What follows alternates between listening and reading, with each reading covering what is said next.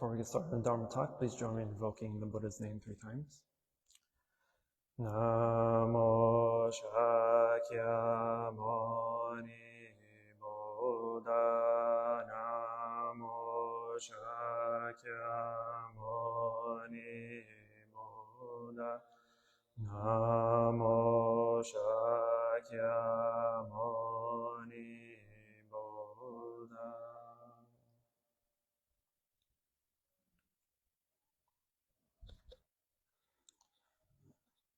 Good afternoon, Venerable Abbot. Good afternoon, Sangha.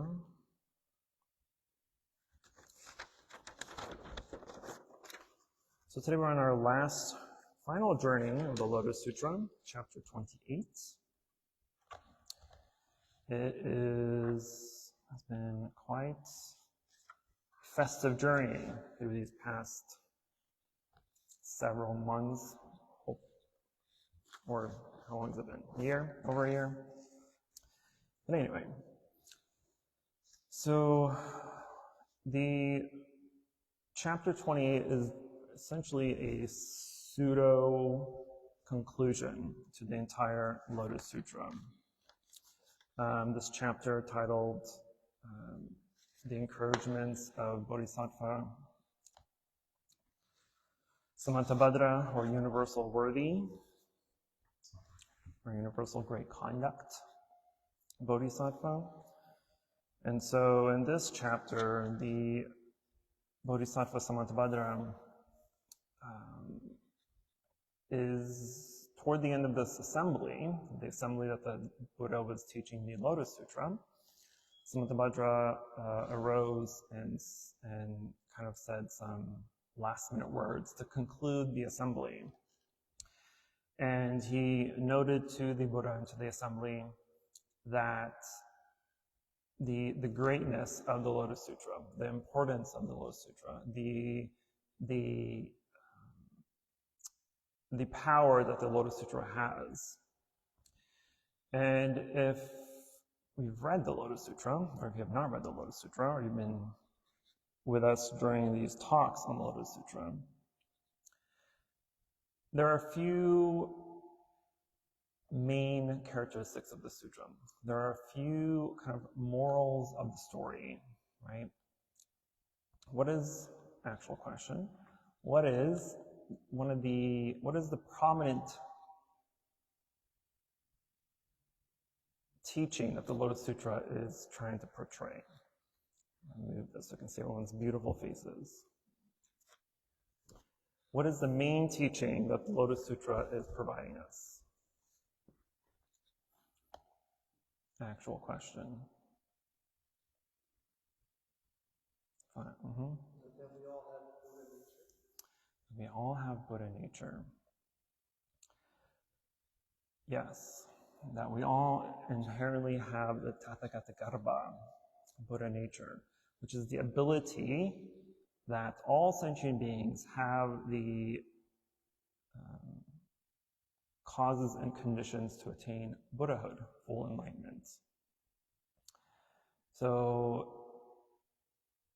I'm going to backtrack just a wee bit to give some history for those of you that may be new to this. So in Buddhism, there are 2 main branches, or 2 main schools of Buddhism. There's the Theravada, and there's the Mahayana. The Theravada is essentially like the orthodox version of Buddhism, whereas the Mahayana is a little bit more expansive and more inclusive. So in the Theravada tradition, the highest attainment that one is able to have is an arhat, fully enlightened being. However, an arhat is only held for monastics specifically, as in only monastics have the ability to attain arhatship, that they have the causes and conditions that are conducive to the practice, right? Being a monastic. So that's their highest, that's their ceiling of attainment. However, in Mahayana, we go a little bit beyond that, saying that sure, you can attain arhatship, but you can also attain bodhisattvahood. Even more so, you can attain Buddhahood. And it is not excluding lay practitioners. It is including lay practitioners. And so the Lotus Sutra is telling us that you have the ability, regardless that the four assemblies, the monks, nuns, laymen, and laywomen, all have the ability to attain enlightenment, full enlightenment, bodhisattvahood or Buddhahood. Of course, the Mahayana emphasizes the bodhisattva ideal, right, which is the ability to attain enlightenment for the benefit of all beings. Meaning that when you do attain enlightenment, that you do not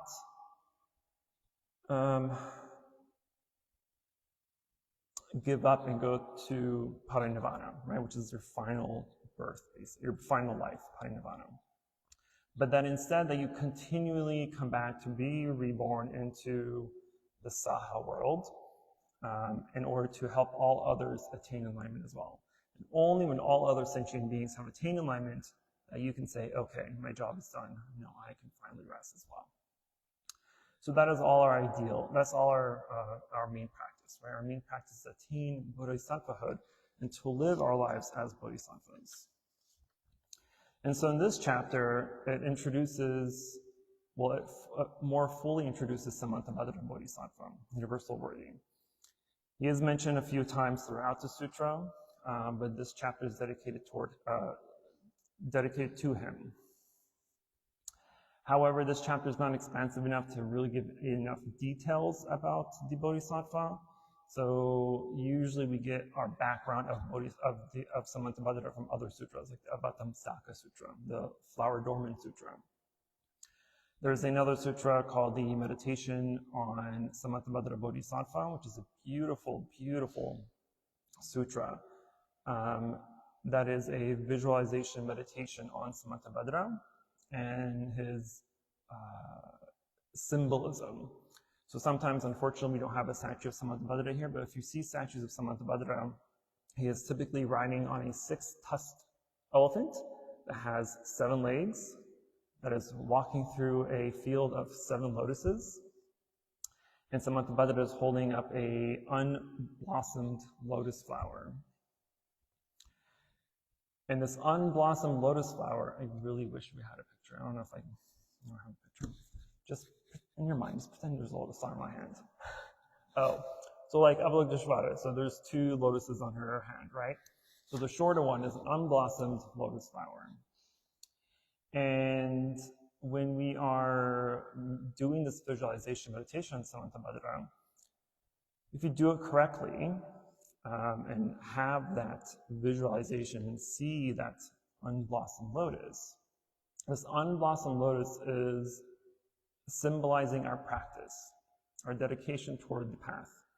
And so as we progress through the path, as we progress through our practice and starting to achieve insights and realizations, then the more we meditate on Samantabhadra from that sutra, the lotus starts to blossom, right? And starts to wake up, essentially. And this waking up is indicative of our inherent nature of Buddhahood, of our Buddha nature also blossoming open. So it's a beautiful imagery, and it's one of my favorite sutras. I was going to read it out, but it's such a long description. It's going to take me like 20 minutes to read it. So I decided not to, but I encourage everyone else to look up the sutra on the meditation of Samantabhadra Bodhisattva. Samantabhadra is one of my, I have a prominent connection with Samantabhadra. And so to me, he's, along with Avalokiteshvara Bodhisattva, are kind of my 2 main besties in the Buddhist world. But in Buddhism, there's 4 main bodhisattvas that help propagate the Shakyamuni Buddha's Dharma. And they are Avalokiteshvara Bodhisattva, who is behind me, or the first statue on the right.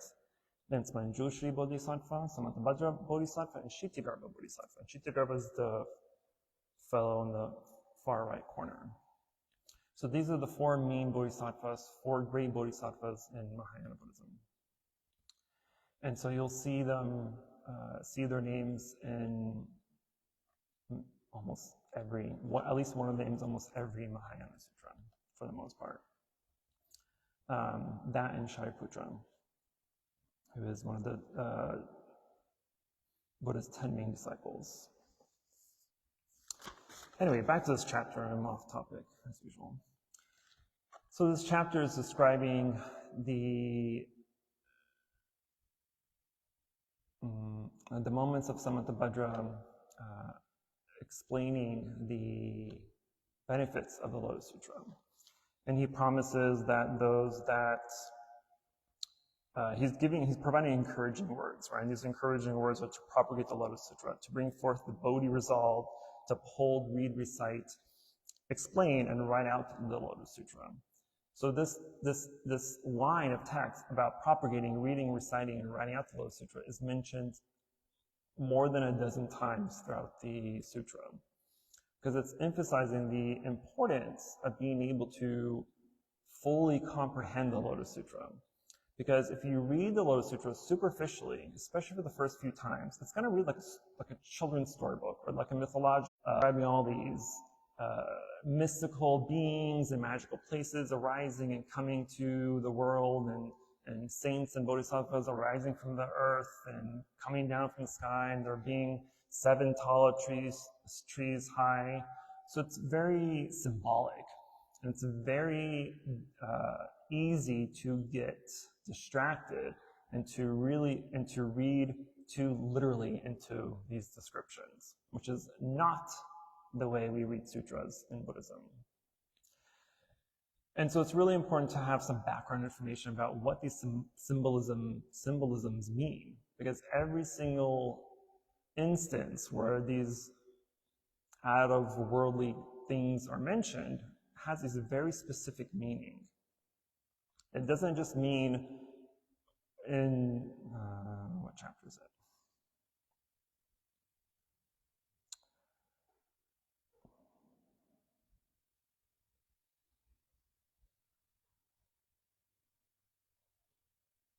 (17) is one of the chapters that has a very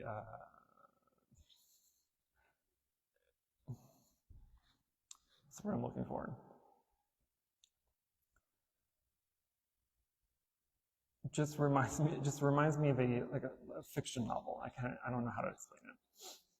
But sorry, very mystical.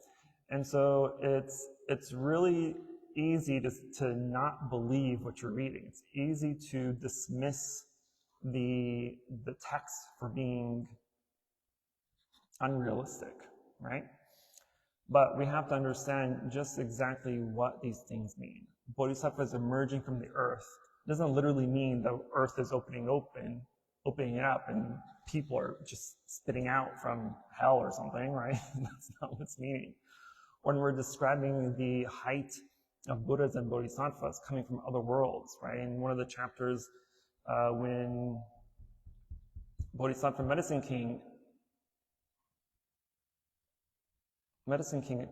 comes from a different world, his Buddha from that world saying that you have to shrink yourself down when you visit the Saha world, our world, because the people of this world are small and puny compared to their height in other worlds. And so there's a lot of kind of odd things mentioned, right? But there's meaning to that. There's a specific meaning behind that. And if you think about a good example for that, about that height thing is, think about you as a parent trying to speak to a child, right?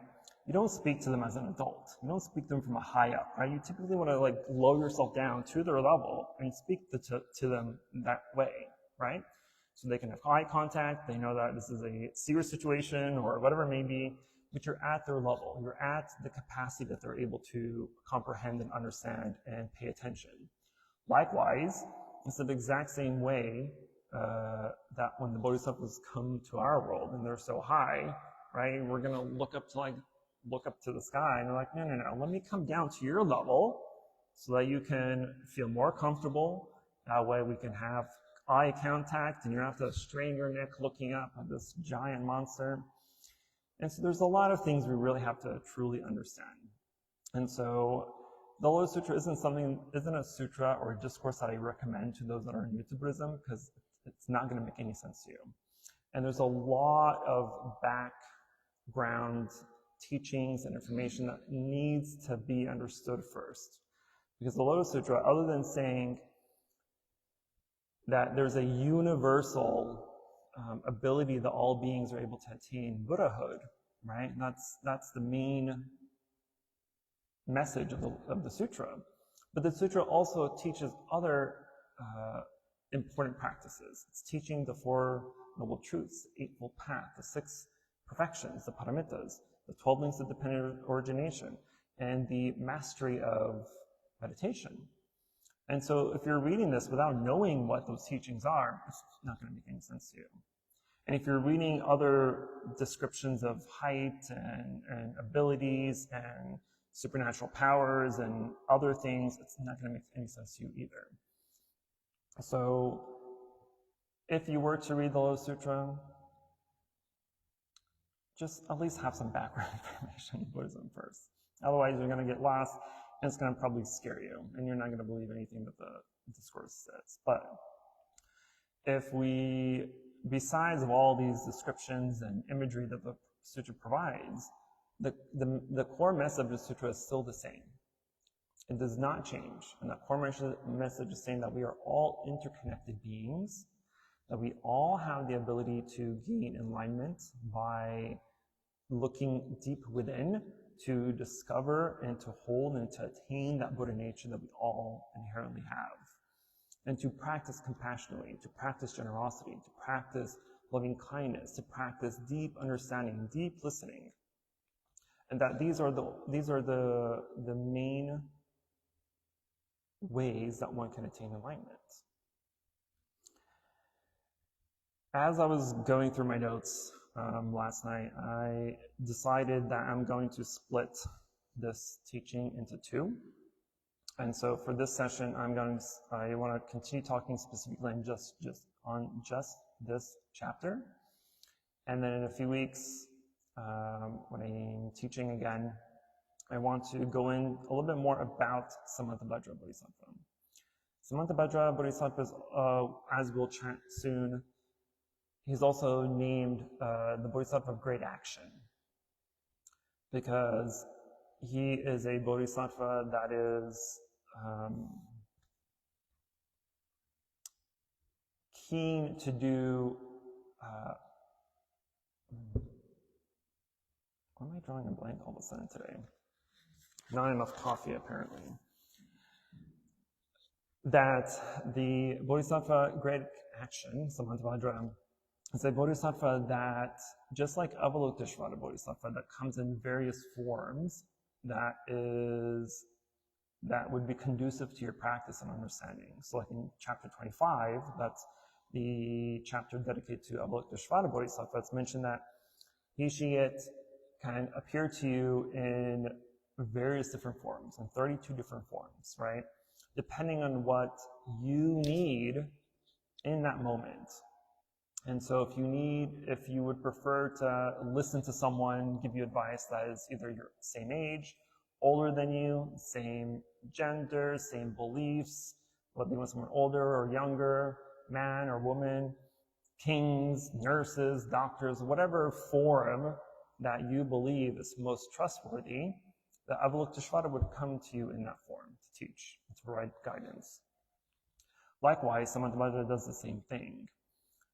However, the difference between the two is that Samantabhadra hangs around and helps more, versus Avalokiteshvara just appearing, giving advice, and bowing out. Samantabhadra is there to kind of help you through it, right? They're kind of like your coach, right? So even though this chapter doesn't really give too much detail about Samantabhadra himself, but we get most of his background information, his practices from the Abhatamsaka Sutra, the Flower Adornment Sutra.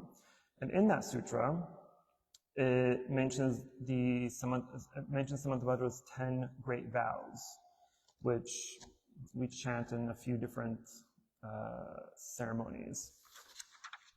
But his 10 great vows that are from the Vatamsaka Sutra is to worship and respect all Buddhas, to praise the thus come one, to practice profoundly the giving of offerings, to repent and reform all karmic hindrances, to rejoice and follow in merit and virtue, to request that the Dharma wheel be turned, to request that all Buddhas remain in the world, to always follow the Buddha's teachings, to constantly accord with all living beings, and to transfer all merit and virtue universally.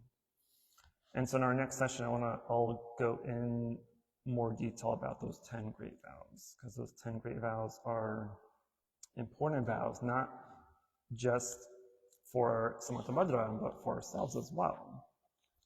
And I've mentioned quite a bit in the past, especially for those that have taken Bodhisattva vows, and as we went through the Bodhisattva ceremony, I've mentioned that, when we're chanting, when we're going through the ceremony, there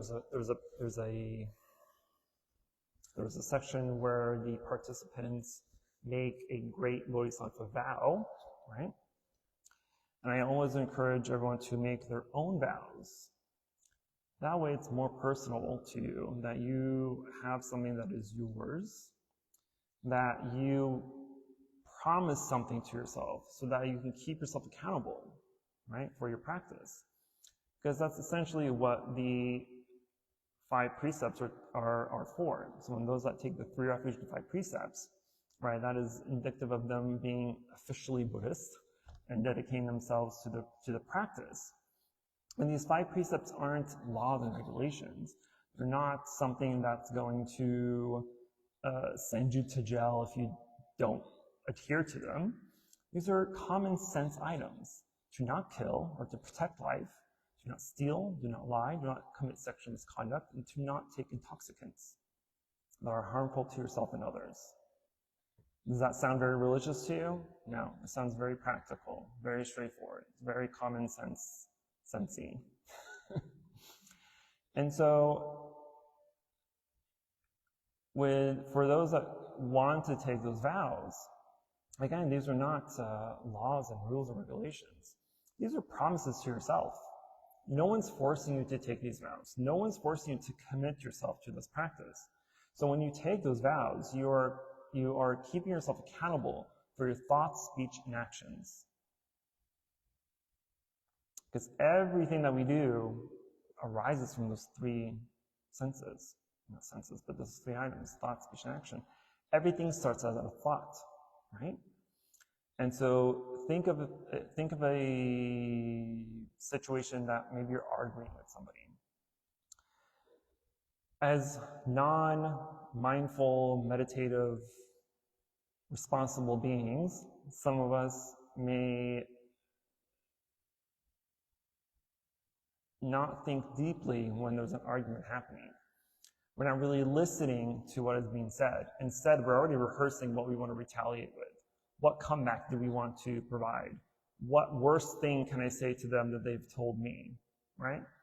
That's not correct thinking. That's not correct. That's not wholesome thinking. And so, because it's only a thought at this point, that is your first checkpoint. Because if you're mindful and aware enough, then you can catch those unwholesome negative thinking and stop it in its track before it ever goes any farther. That's your first checkpoint.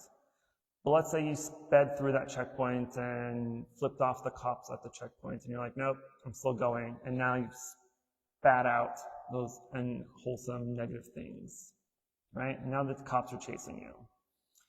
So that's your second checkpoint, is the speech. So if you did not stop the thinking when it was happening, you've allowed the speech to be verbally said,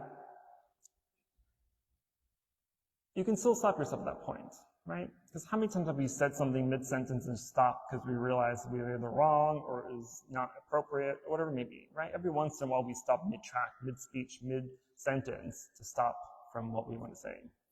I hope so. But if you do, then that's still a win. Sure, you may have been mid-sentence, you may have already said something unwholesome or negative, but you did not complete the action. You did not complete the speech. And so, yeah, you may get a little karmic hit, but you've caught yourself in, quick enough to not make it any worse. That's your second checkpoint.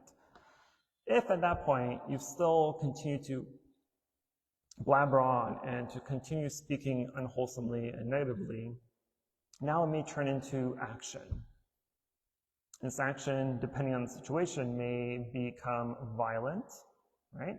May do something that's unwholesome, that's negative. Maybe start to break one more of the precepts, right? Because all the precepts is, well, what? 3 of the precepts are action worthy, right? To not take life, to steal, and to commit sexual misconduct. And so you have several checkpoints to stop yourself from doing unwholesome, negative things. So the more practiced we are, the more mindful and more aware of how our thinking is happening, how it's working, what it's doing, the better we are to save ourselves. The better you are to be able to truly hold yourself accountable to the vows you may have taken. But even if you haven't taken the vows, there's no reason for you to not adhere to them regardless, right?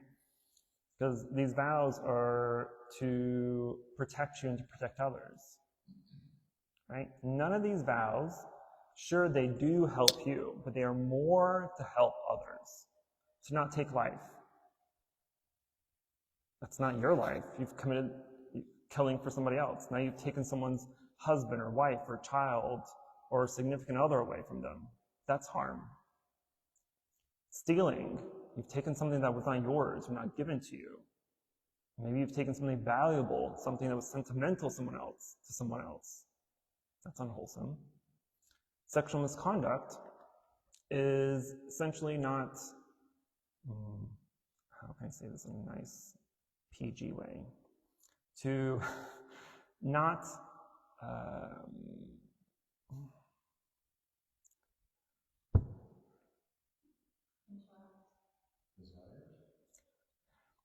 interact unwholesomely to others. Hold around. Don't hold around, basically. What it's basically saying to, if you are in a committed relationship, stay in that committed relationship, right? You have promised yourself to your significant other. There's no reason for you to stray away. But it's also the other way around, to not have any relationships with those that are in relationships as well, right? So now, maybe it becomes a homewrecker for all you know, right? And we don't want to do that. And the fourth vow is to not, what am I going to say, lying, right? Lying is unfortunately something we probably all do on a daily basis, whether consciously or unconsciously, right? And sometimes lies may be, I don't want to say necessary, but maybe more not beneficial, acceptable when it's trying to help or save others, right? But lying for your own sake, by throwing others under the bus, by trying to get your way, by trying to lie or do things that will benefit or favor you, is breaking a precept. And the last precept is to abstain from intoxicants, drugs and alcohol. Sure, drugs and alcohol make you feel fun for a few hours, but after that, what happens? The feeling goes away. But think of drinking and driving. It's what, the #1 death in the States because of drinking and driving? And so, again, just like by taking life, you've taken someone else's life, potentially, right? Maybe even your own life, because you made a stupid decision. Don't be stupid. Be smart, okay? I don't want to see anybody on the news that they've ran through a wall or something. And so all these precepts are actionable, right? And so Samantabhadra is the same way. He uses his knowledge of the practice of the Dharma, the sutras, to help you create wholesome, beneficial, positive actions in life.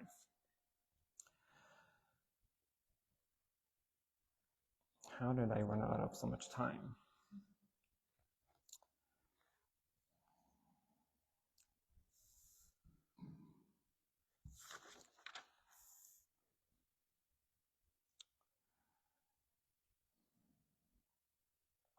And so toward the end of this chapter, when Samantabhadra is concluding the teachings that he just provided and concluding what the Buddha was teaching, he's affirming the interconnectedness of all beings and the potential for all of us to attain enlightenment in this life that is inherent to everyone, regardless of who you are or what you are, right?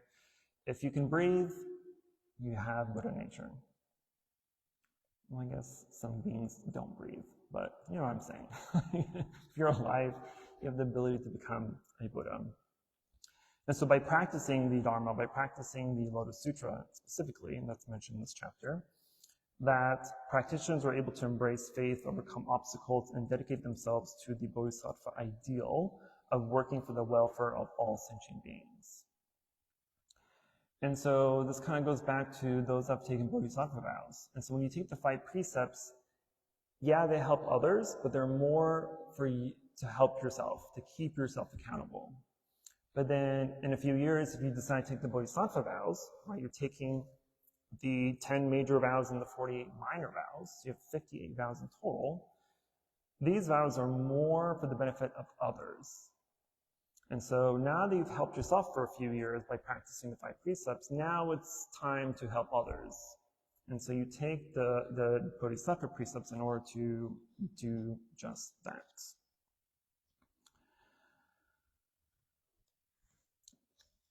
And then throughout the chapter, throughout the sutra, other than the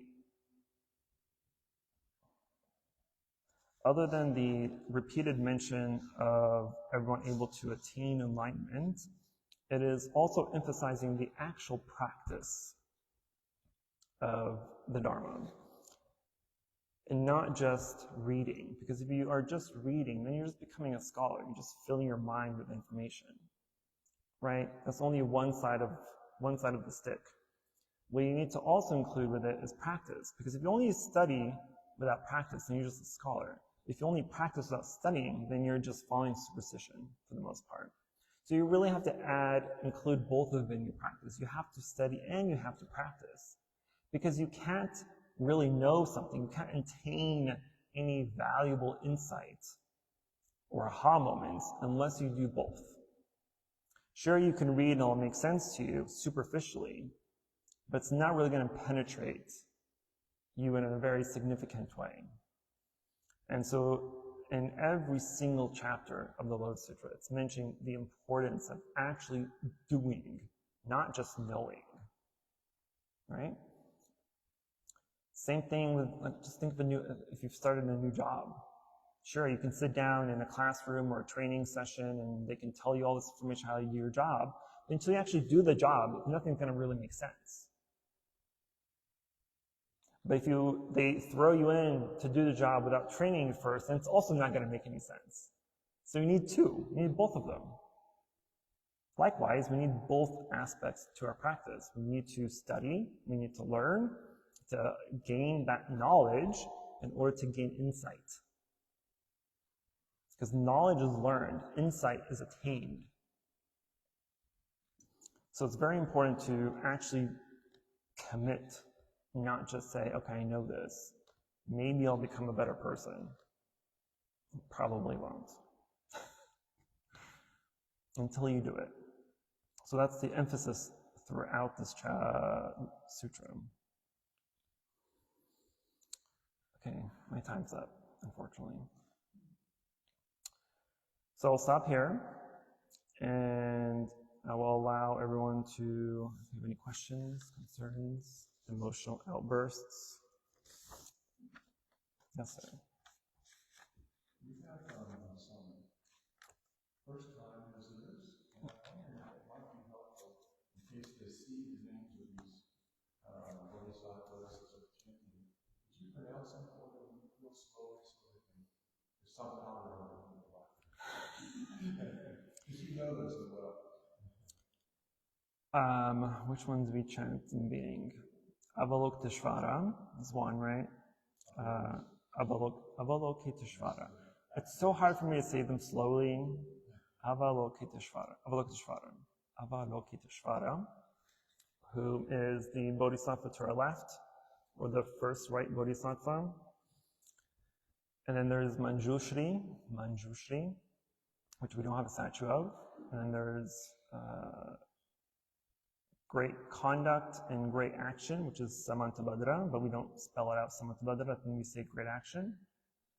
And then there's Kshitigarbha, whom is the far right, also known as Earth Store Bodhisattva in our text. I think that Bodhisattva's name alternates every once in a while, but those are you'll hear all four of those Bodhisattvas. Then towards the end, there's also Mahasamaprapta, which is a tongue twister. Mahasamaprapta. I think that's all of them, right? Probably. The one thing I want to also mention, since we're talking about bodhisattvas, is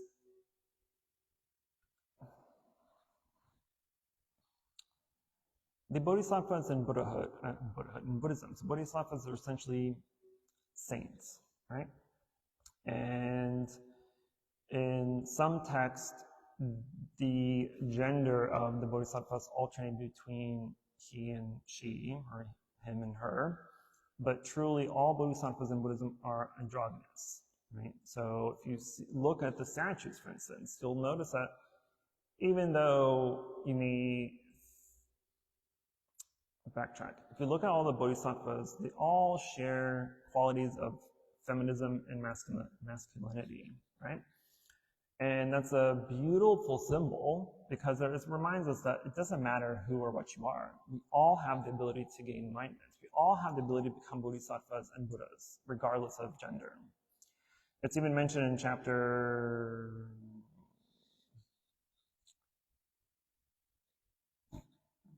What chapter I'm thinking of? The one with the girl. 16? That a young girl was, let me backtrack.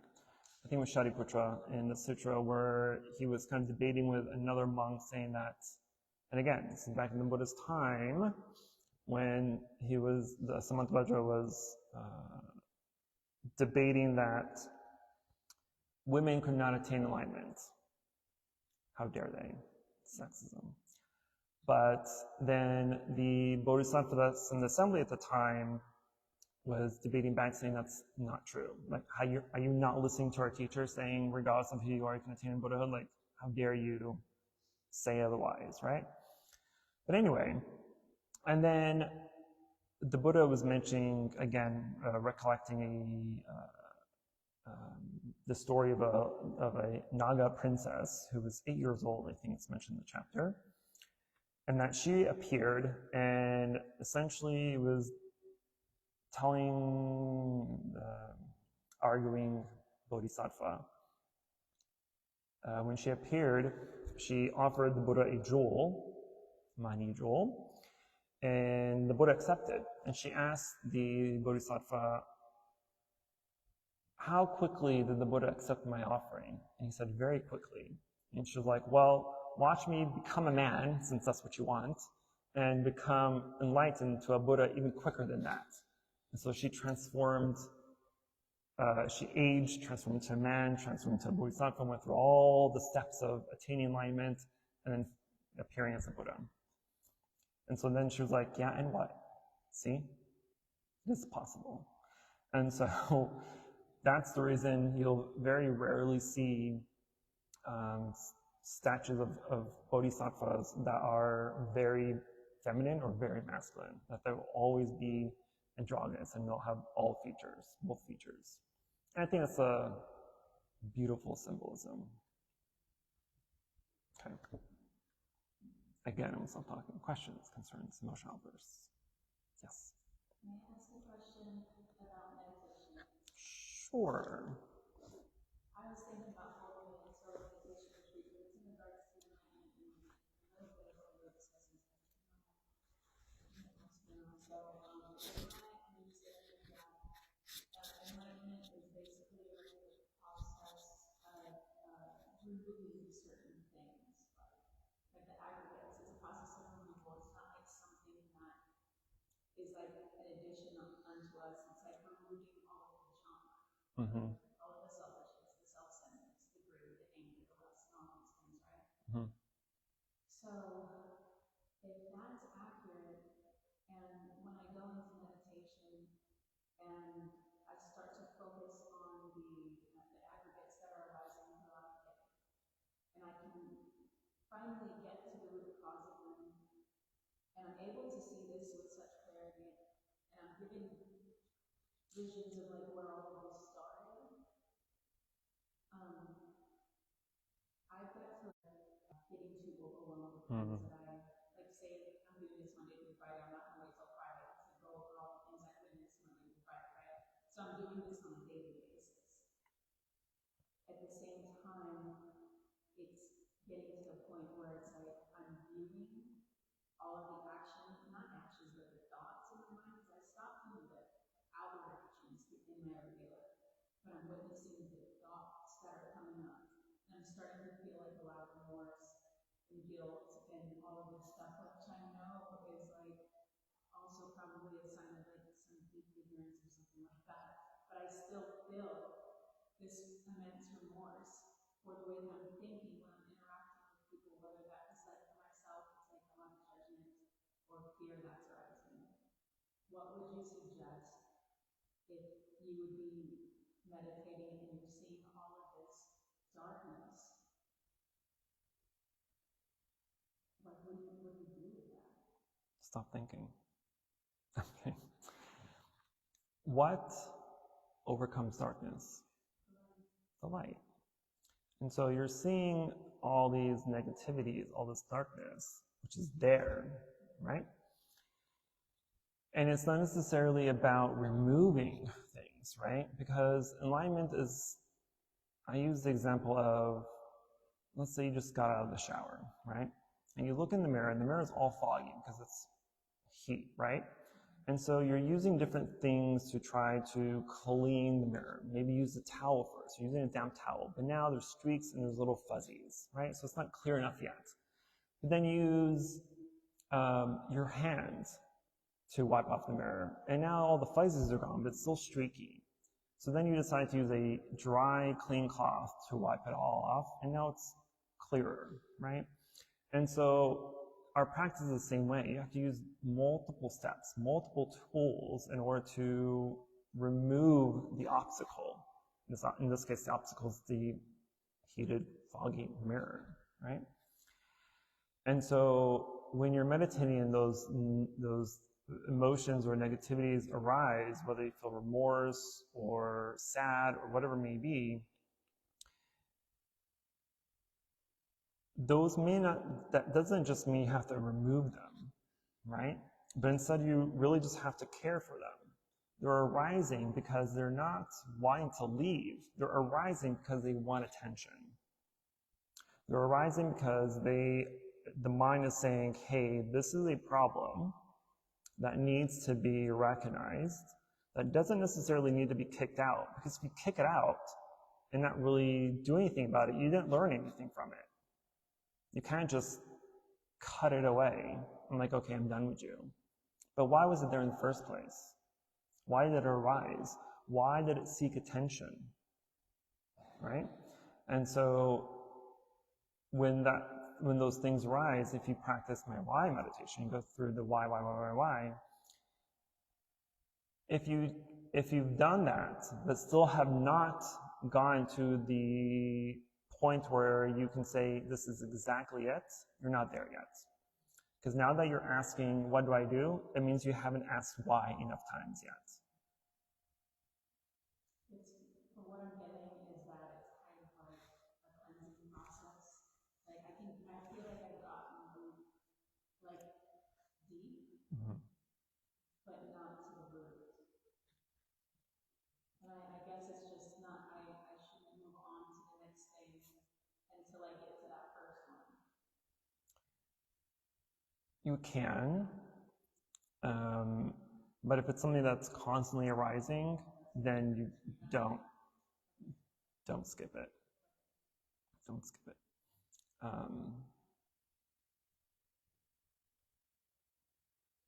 Yeah. Hopefully I answered the question. Any other questions? We got exactly 4 minutes before I give up.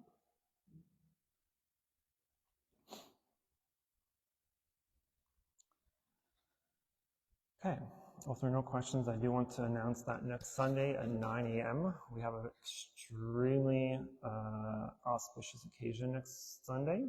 And so we have 2 concurrent ceremonies. The first ceremony, we will be honoring our Venerable Abbot's continuation day, his birthday. He will be turning 78 years young. 87. What did I say? 87? Oh, sorry, 87. It's 87. And then after that, we will also have a ceremony to appoint our nun as the abbess of the temple, which is a huge honor for us because she will be the first abbess in San Antonio to hold that position at a temple. So it will be a very festive day of honoring to our most venerables. And afterward, we have food. And for those that know me, you know that I'm all for the food. So I think we're having pho. So it's very exciting for me because it's my favorite. And then what else is coming up?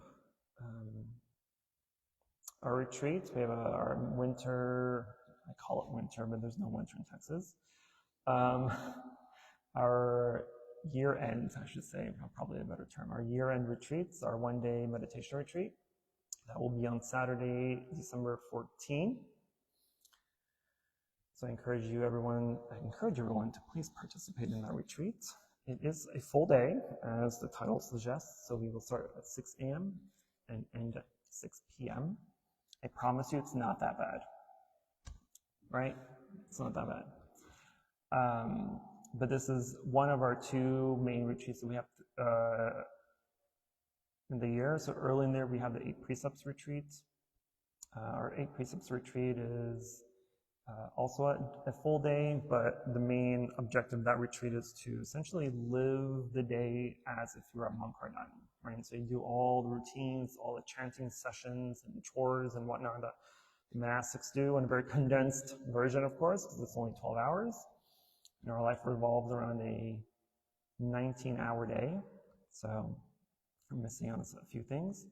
So there's more chanting, less meditation in that retreat, whereas our meditation retreat is, as the name suggests, more meditation, very little chanting. So it is a perfect opportunity, a conducive environment to practice with our community and to develop your meditation practice. And then, I know it's a couple months out, but January 28th, we will be celebrating the Lunar New Year. I believe that's a Tuesday next year. That'll be late in the evening, 8 p.m. So just a heads up. I know it's a few months away, but I just want to plant that seed in your minds that that's coming up. That's our largest and most festive holiday of the year. It's very busy around here. We have hundreds of people, so it's going to be quite an adventure with our lion dances and the dances from our dance team that some of you are on. So this is going to be awesome. Thousands of firecrackers. What was it? How much? 32,000 firecrackers. So it's going to be loud. It's always loud. But we have earplugs, so it's okay. Okay. Well, if there are no other questions, I hope to see everyone next Sunday at 9 a.m. and on our retreat. So we will transfer the merit and go to chanting. Namo Shakyamuni Buddha. Namo Shakyamuni Buddha. Namo Shakyamuni Buddha. positive karmic action we've accumulated here today, we wish to transfer the merit to all sentient beings and wish them full enlightenment. Please rise.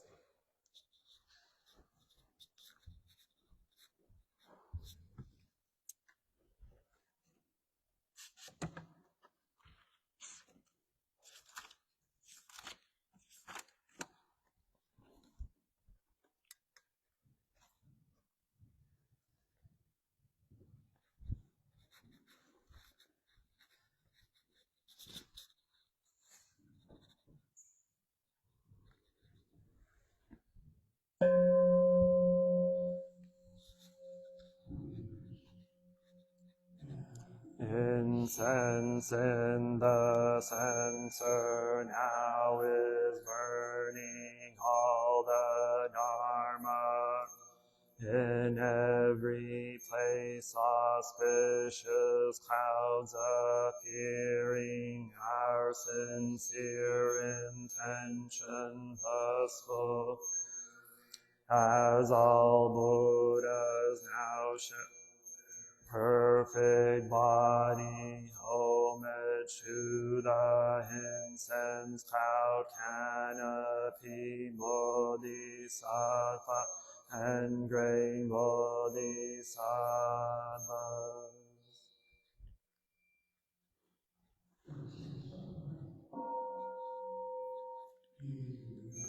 Gratitude we offer this incense to all Buddhas and Bodhisattvas throughout space, and may it be fragrant as earth herself, reflecting our careful efforts, our wholehearted mindful, and the fruit of understanding slowly ripening. May we and all beings become of Buddhas and Bodhisattvas. May we awaken from form and realize our true home. Homage to the eternally abiding Buddhas, the supreme Dharma, and sagely throughout the Dharma realm and of empty space and 3 periods of time.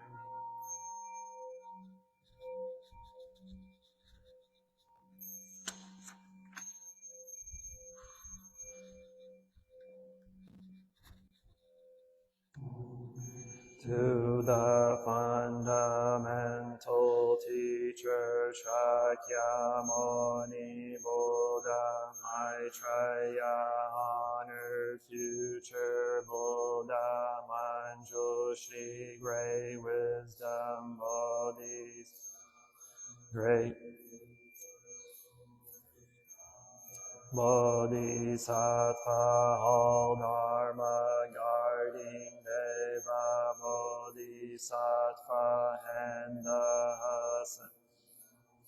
assembly of and Bodhisattva.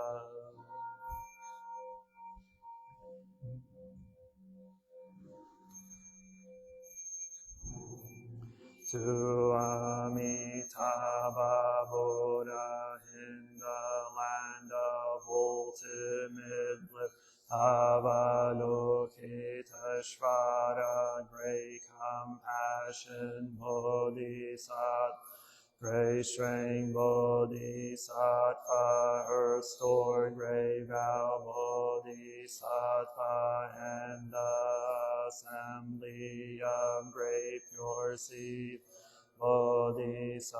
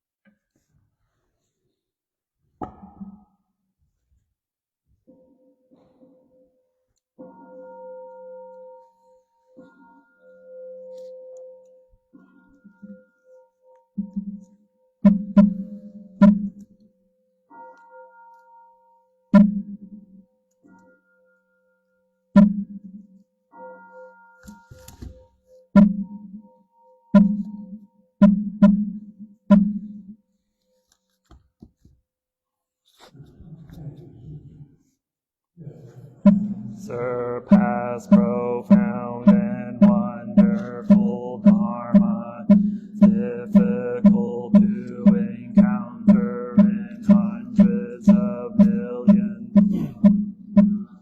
Now see and hear and receive and uphold it, and I vow to fathom the Tathagata's true meaning. Namo Shakyamuni Buddha, Namo Shakyamuni Buddha, Namo Shakyamuni Buddha.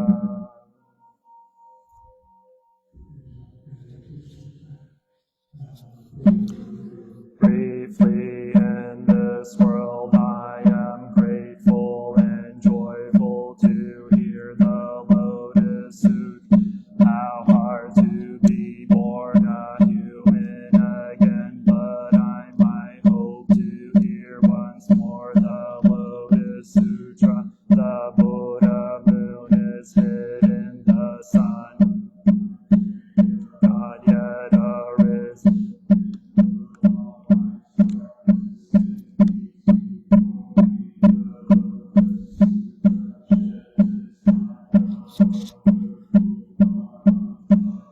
Lotus Sutra, whoever copies it, reads it, lives it, they say will be called preacher of the fivefold Dharma with his 6 truths cleansed in them. He who chants the Lotus Sutra by a heavenly host, he wanders the world without fear like a lion king. Namo Sadharma Pundarika Sutra, Namo Sadharma Pundarika Sutra, Namo Sadharma Pundarika Sutra.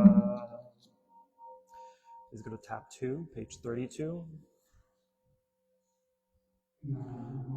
Lotus assembly of Buddhas and Bodhisattvas. Namo Lotus assembly of Buddhas and Bodhisattvas. Namo Lotus assembly of Buddhas and Bodhisattvas.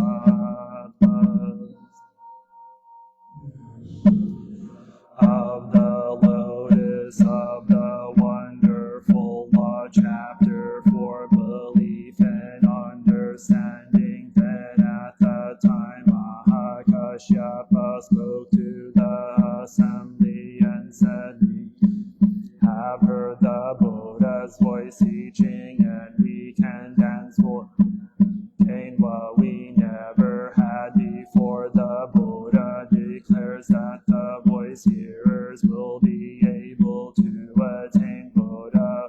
This cluster of unsurpassed jewels has come to us unsought. It is like the case of a boy who, when still young, without understanding, abandoned his father and ran away, going far off to another land, drifting from one country to another.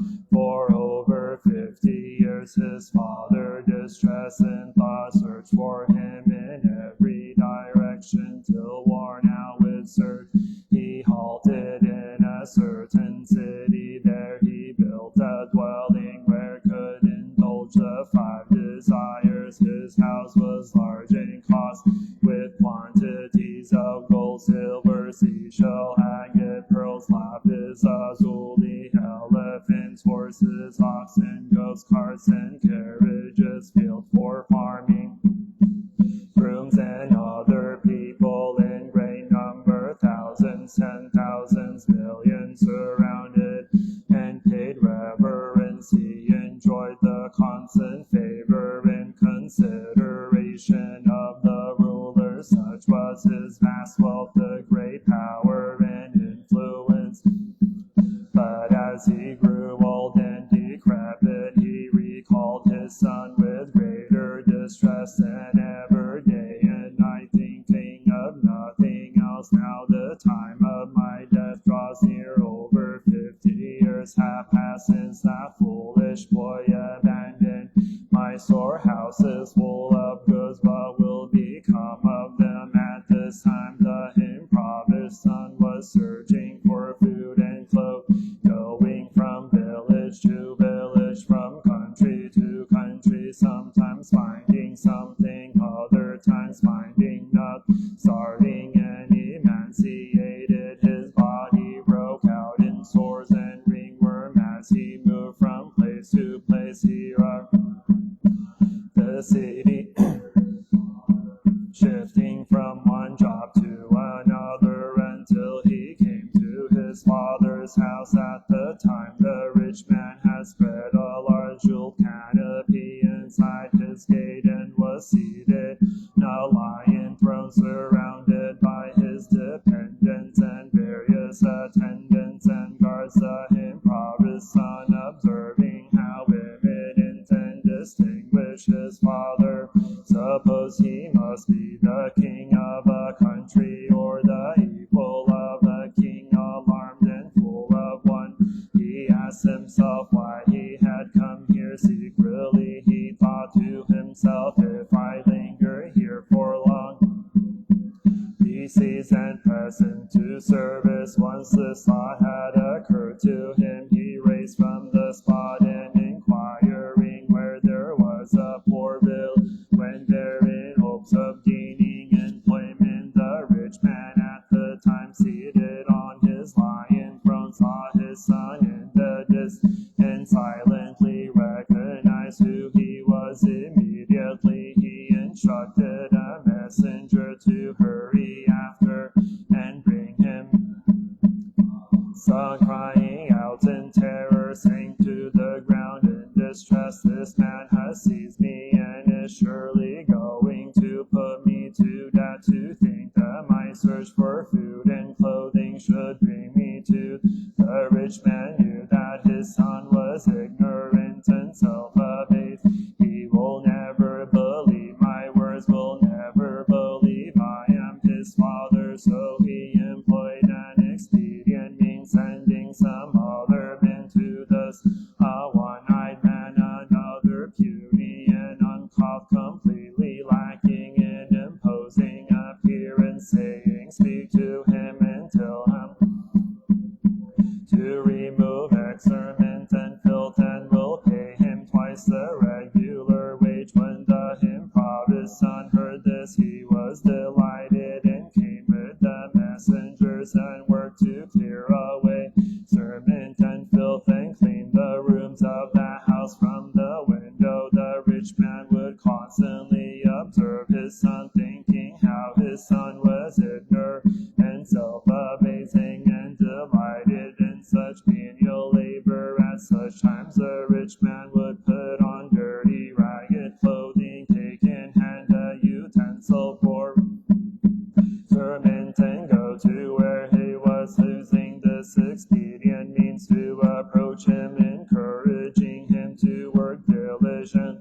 I have increased your wages and giving you oil to rub on your feet. I will see that you have plenty to eat and drink, mats and bedding that are thick and warm. At times he would speak severely, you must work hard, or again he would say in a gentle voice, you are like a son to me. The rich, being wise and gradually permitted his son to come and go in the house, and after 20 years had he put him in charge of, showing him his gold, silver, pearls, crystal, and the other things that were handed out or gathered in, so that he would understand all about them. Though the son continued to live outside the gate, sleeping in a hut of grass, for he looked upon himself as poor, thinking none of these things are. The father knew that his son's outlook was gradually becoming broader and more worthy, and wishing to hand over his wealth, and he called together his relatives, the king of the country and the high ministers, the noblemen and householders. In the presence of this assembly he declared, this is my son who abandoned me and wandered abroad for a period of 50 years. Since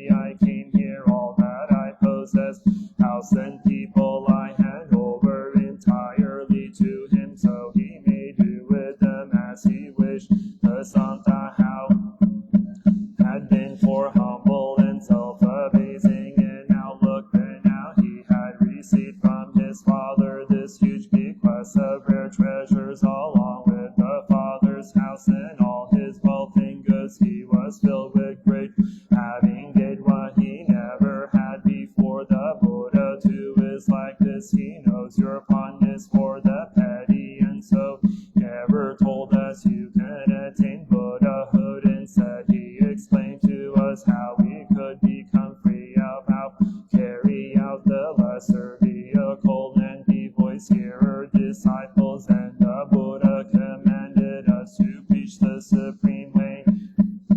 Those who practice this will be able to attain Buddhahood. We receive the Buddha's teaching, and for the sake of the great Bodhisattva, made use of causes and conditions, various similes and parables, a variety of words and phrases to preach the unsurpassed. When the sons of the Buddha heard the law through us day and night, they pondered diligently, practicing it at the time. The Buddha bestowed prophecies on them, saying, in a future exists, you will be able to attain Buddhahood. Chapter 5, the parable of the medicinal herbs. At the time the world honored spoke and said, the Dharma King, destroyer of beings, when he appears in the world, accords with the desires of living beings, preaching the law in a variety of ways. Thus come one worthy of honor and reverence, is profound and far-reaching in wisdom. For long he remained silent regarding the essential, in no hurry to speak of it at once. If those who are wise hear of it, they can stand it, but those without wisdom will have doubts and regrets, and for all time will remain in error. For this reason Kashyapa he adjusts to the person's power when preaching, taking advantage of various causes, enabling the person to gain a correct view. Kashyapa, you should understand that is like a great cloud that rises up in the world and covers it all over. The beneficial cloud is laden with moisture, the lightning gleams and flashes, and the sound of thunder reverberates afar, causing the multitude to rejoice. The rain falls everywhere, coming down on all four sides. His flow are measureless, reaching to every area of the earth, to the ravines and valleys of the mountains and streams, to the remote and secluded places where grow plants, bushes, medicinal trees, large and small, 100 grains, rice seedlings, sugar cane, grapevines. The rain moistens them all, none fails who receives its full share. The is everywhere watered, herbs and trees alike grow lush. What falls from the cloud is water of a single flavor, but the plants and trees, thickets and groves, each accept the moisture that is appropriate to its portion. All the various trees, whether superior, middling, or inferior, take what is fitting for large or small, and each is enabled to sprouting roots and limb, leaf, the glow and hue of flower and fruit.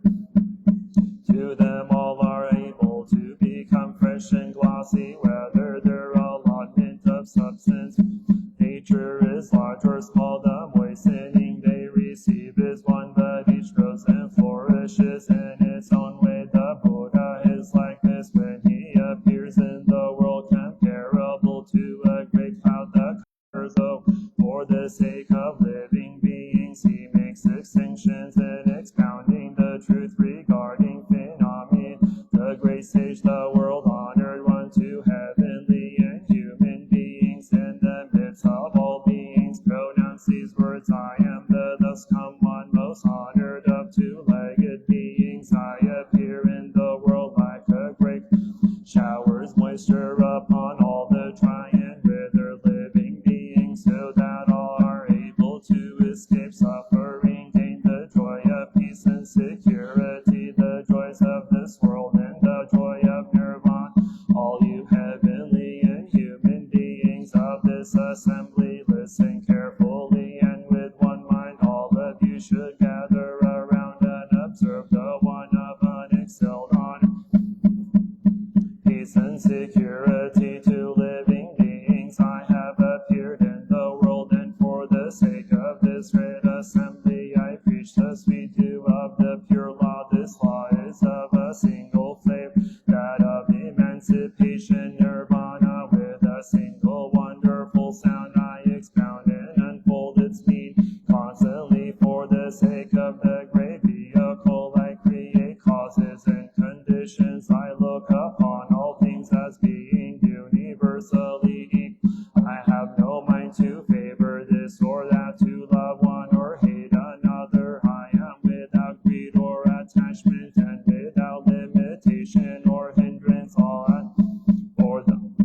I preach the law equally as I would for a single person. That same way I do for numerous persons. Constantly I expound and preach the law. Never have I done anything else. Coming, going, sitting, standing, never to the hand growing weary or disheartened. I bring fullness and satisfaction to the world like a rain that spreads its moisture everywhere. Imminent and lowly, superior and inferior, servers of precepts, violators of precepts, those fully endowed with proper demeanor, those now fully endowed, those of correct views, of erroneous views, of keen capacity, of dull capacity.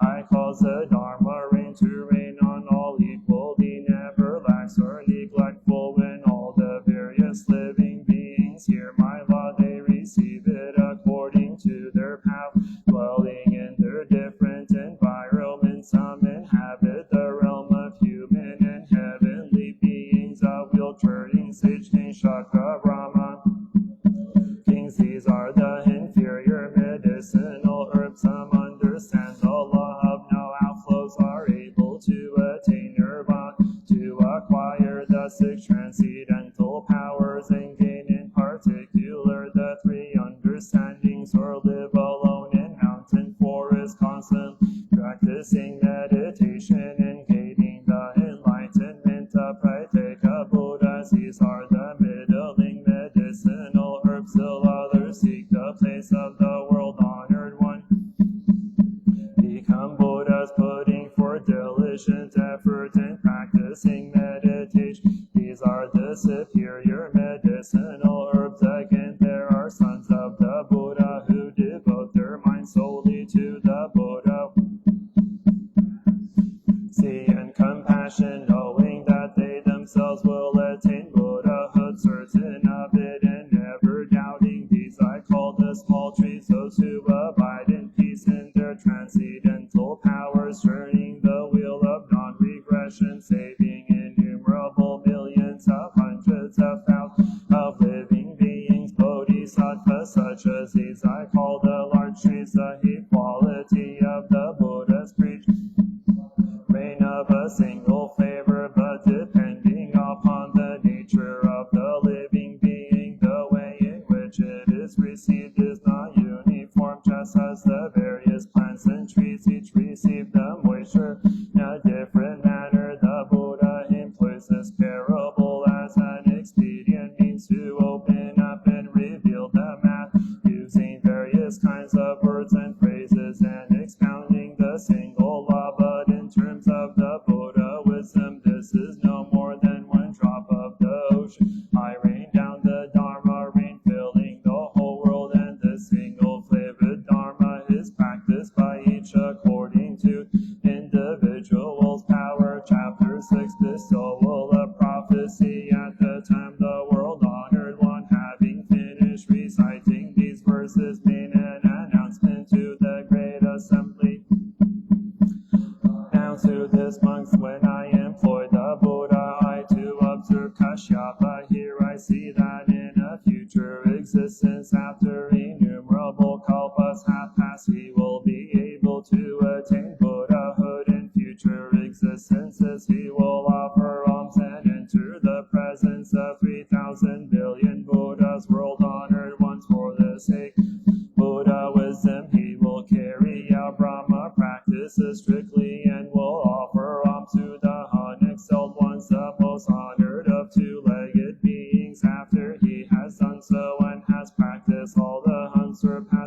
of wisdom. In his final incarnation, he will be able to become a Buddha. His land will be pure and clean, the ground of lapis lazuli.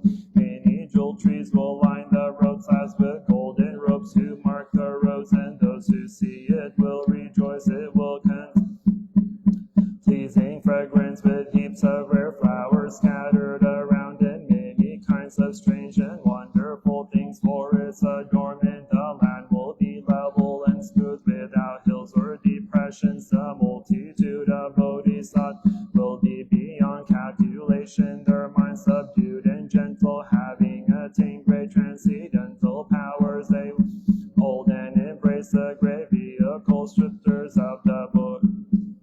To the voice hearers will be free of outflows in their last incarnation, sons of the Dharma King, and their number too will be beyond calculation. Even when one looks with head, one cannot determine their number. This Buddha will have a lifespan of 12 small kalpas. His correct law will endure in the world for 20 small kalpas, and his counterfeit law for 20 small kalpas. Right one will be of this description. At the time the world honored one continued to speak, saying, "You multitude of monks, I now announce this to all of you with a single mind should hear what I say. My major disciple Subhuti is destined to become a Buddha. With the title rare form he will offer alms to countless tens of thousands and millions of Buddhas. By following the practices of the Buddhas, he will gradually fulfill the great way.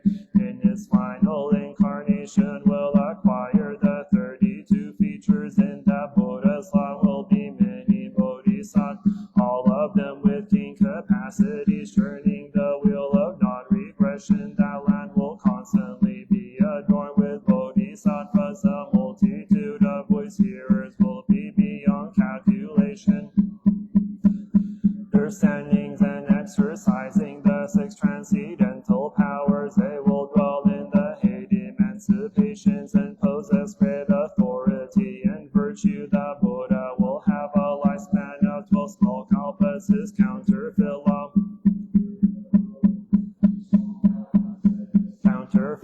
for 20 small kalpas. At the time the world honored one continuously.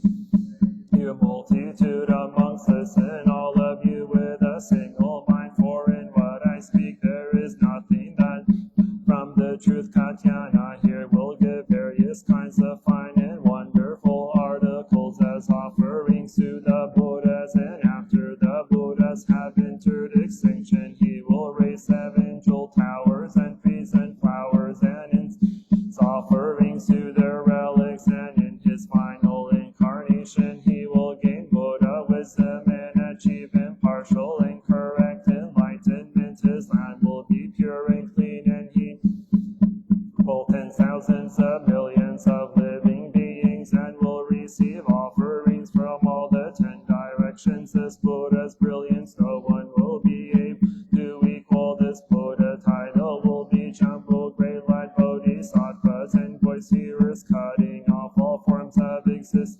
Countless and in number will adorn his land. At the time the world honored one continues, saying, "This disciple of mine, the great Moggallana, when he has cast off his present body, will be able to see 8,210,000 million Buddhas, world honored ones, and for the sake of the Buddha will offer alms, honor, reverence them.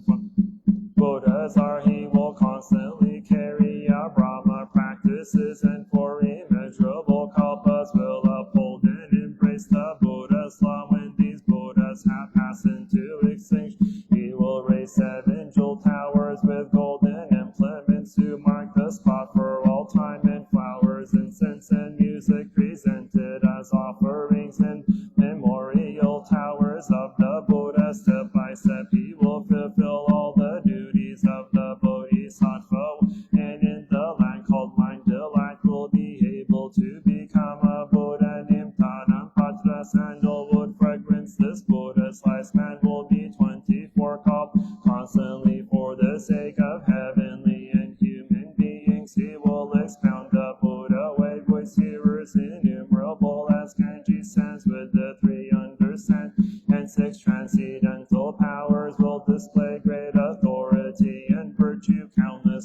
sought will be a firm-willed, diligent in effort, and with regard to the Buddha wisdom, none will ever retrogress. Has passed into extinction, his correct law will endure for 40 small kalpas, and his counterfeit law will do likewise. My various disciples, fully endowed with dignity and virtue, per 500, and everyone will receive such a prophecy in a future existence. All will be able to attain Buddhahood. Chapter set the parable of the phantom city. At the time the world honored one addressed the assembly and said, I will employ an expedient means to lead you to the Buddha wisdom. Because of these earlier causes and conditions, I now preach the Lotus Sutra. I will cause you to enter the Buddha way. Be attentive and harbor no.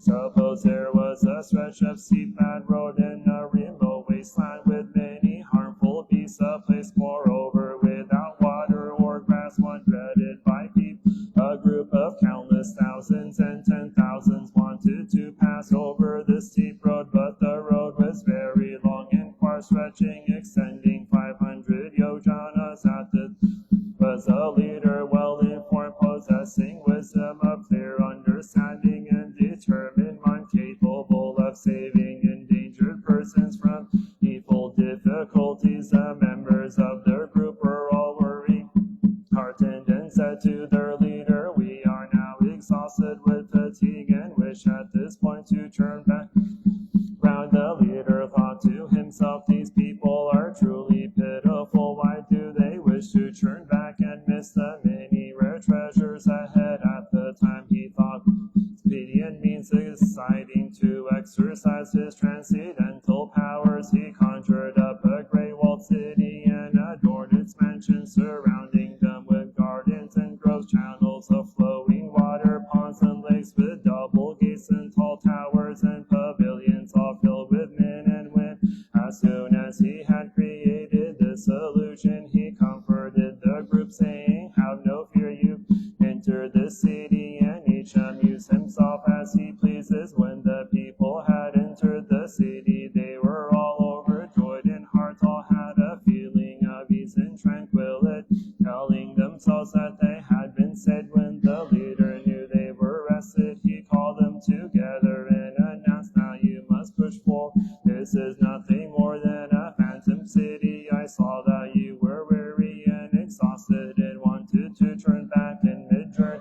Therefore I used the power of expedient means to conjure up the city for the moment. Now you must press forward diligent, so that together you may reach the place where the treasure is. I too do likewise, acting as leader to all beings. I see the seekers of the way growing disheartened in mid-journey, pass over the steep road of birth and death and clear desires, and therefore I use the power of expedient means and preach nirvana to provide them with rest, saying your sufferings are extinguished. You have carried out there is to be done. When I know they have reached nirvana and all have attained the stage of arhat, then I call the great assembly together and preach the true law for them. The Buddhas through the power of expedient means make distinctions and preach three vehicles, but there is only the single Buddha vehicle.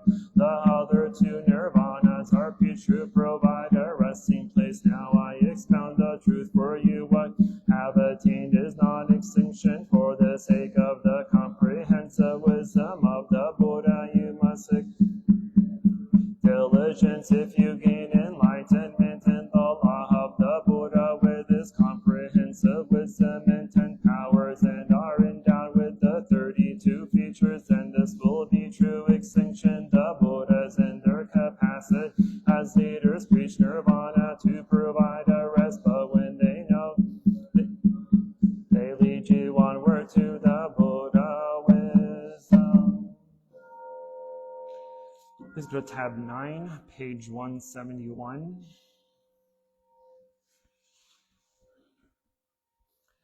Heart of the Prajnaparamita, the Bodhisattva Avalokita, while moving in the the decorsa prajnaparamita shed light on the 5 skandhas and found them equally empty. After this penetration, he overcame ill-being. Listen, Shadiput, form is emptiness, emptiness is form, form is not other than emptiness, emptiness is not other than form. The same is true with feelings, percept, mental formations, and consciousness. Listen, Shadiputra, all dharmas are marked with emptiness. They are neither produced nor destroyed, neither defiled nor immaculate, increasing nor decreasing. Therefore, in emptiness there is neither form nor feelings, no perceptions nor mental formations nor consciousness, no eye or ear or nose or tongue or body or mind, no form, no sound, no smell, no taste, no touch, no object of mind, no realms of element, interdependent origins, and no extinction of them, no ill-being, no cause of ill-being, no end of ill-being, and no path, no understanding, no attainment, because there is no attain. The bodhisattvas ground in prajnaparamita find no obstacles for their minds. Having no obstacles, they overcome fear, liberating themselves forever from illusion. Perfect nirvana, all Buddhas in the past, present, and future arrive at Anuttara Samyak Sambodhi. Therefore, one should know that perfect understanding is the highest mantra, the unequaled mantra, destroyer of ill-being, the incorruptible truth. The mantra prajnaparamita should therefore be proclaimed. Gate gate para samgate bodhi swaha gate para samgate bodhi swaha gate para samgate bodhi swaha.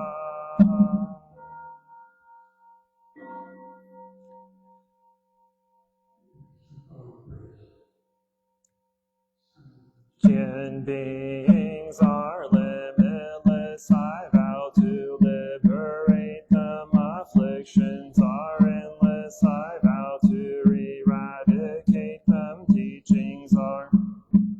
I vow to learn the Buddhahood is supreme. I vow to attain it. I vow that from now until the end of my life and in all future lives, till I attain Anuttara Samyak Sambodhi, that I will help sentient beings in all realms of existence and their suffering. Namo thus come one worthy of offerings, a proper and universal knowledge, perfect in understanding and conduct, skillful in leaving the world through liberation, perfect and complete understanding, all worldly dharma unsurpassed, night taming hero, teacher of gods and people, Buddha, the world honored one. Namo Shakyamuni Buddha, Namo Shakyamuni,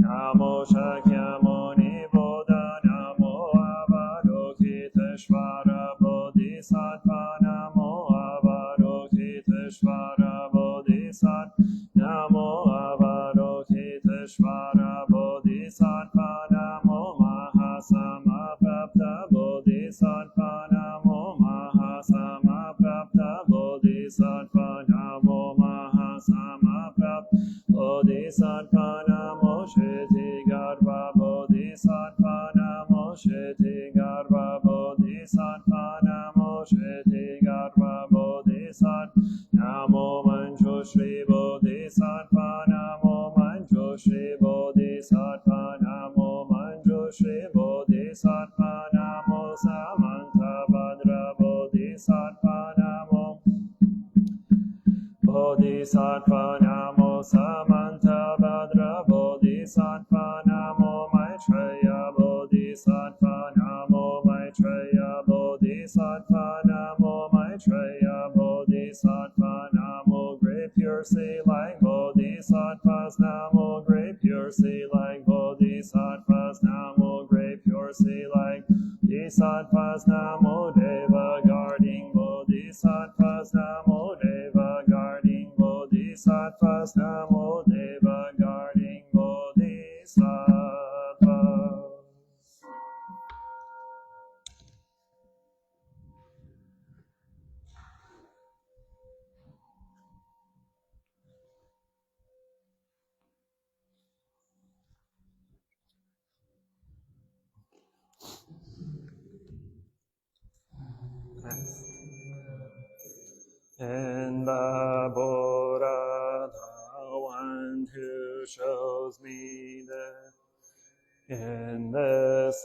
life, I take refuge in the Dharma, the way of understanding and of love. I take refuge in the Sangha, the community that lives in harmony and awareness.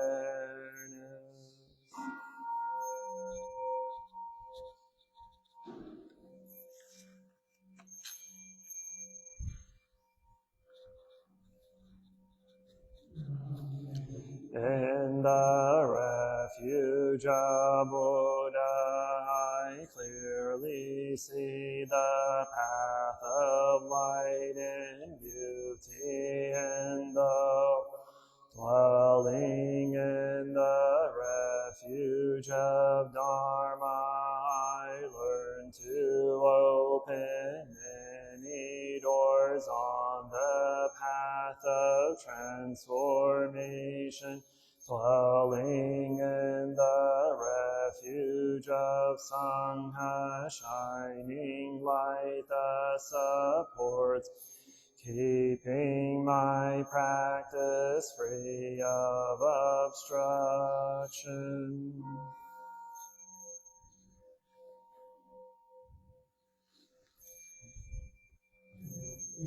Refuge in the Buddha, in myself I aspire to help all people recognize their own awakened nature, realizing the mind of love, taking refuge in the Dharma. In myself I ask to help all people fully master the ways of practice and walk together on the path of liberation, taking refuge in the Sangha. In myself I aspire to help all people build fourfold community, to embrace all beings and support their transformation.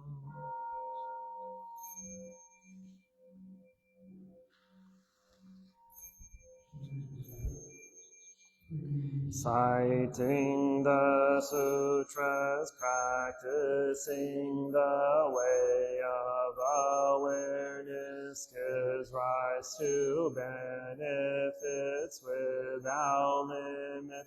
We vow to share the fruits with all beings.